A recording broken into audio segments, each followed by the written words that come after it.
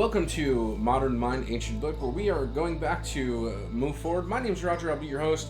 If you'd like to reach out to us, please feel free. ModernMindAncientBook@gmail.com. We're sitting here with Ryan Cartwright, Masters of Theology. Did his master's thesis on Messianic Judaism. We are now on question 3. Ryan, thanks for being here. Absolutely, it's my pleasure. So, what response did Jewish believers of the ecclesia, the called out ones, have to pagans entering into the way? Well, it was not very welcoming. There were some within the Jewish community of believers. They are referred to, in Scripture as the Judaizers, that said that in order for Gentiles to be part of this new community, they had to basically convert to Judaism, whether it's go get circumcised. Yeah. So Judaism of Jesus' day was very rule based. It wasn't the spirit of the law.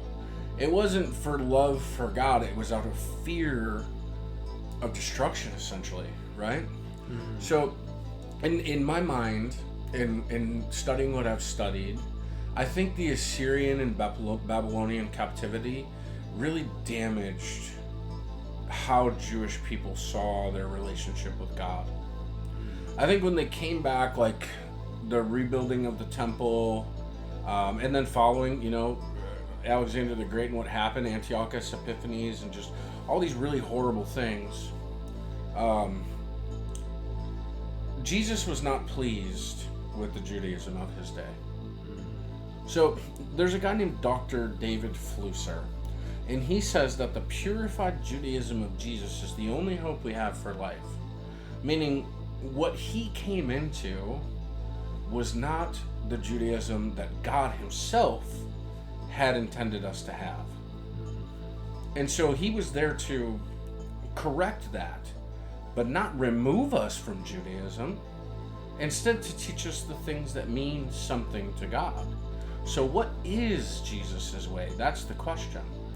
So, it's safe to say that because they were hostile to him, they were going to be hostile to this new idea, this church, right? The sect of the Nazarenes, that Jesus was the head of as the Messiah, but a different Messiah, the suffering Messiah, right? Yeah. And so, a lot of people today still don't accept Jesus because he didn't fulfill the Davidic part of being the Messiah, right? So there were tensions.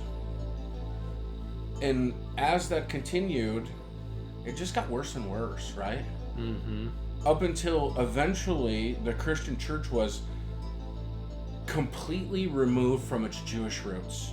It was no longer considered a sect of Judaism, and very few Jewish people actually took part in what became the Holy Roman Catholic Church in 350-ish, right? Yeah, about 323, yeah. So, wow, how did we go so far? We went from beware of the Judaizers to Gentilizers, right? Yeah. And, today, how do Jewish people see this today? Is the church compatible with Judaism? Most Jewish people would say no. Yeah. They would say that the two are oil and water. They don't mix. And there's a few simple reasons why. The Messianic king of the Jews teaches the world to follow the Torah. And they don't see us as being led by the king who follows Torah. We don't honor the Sabbath, etc., and on and on, right?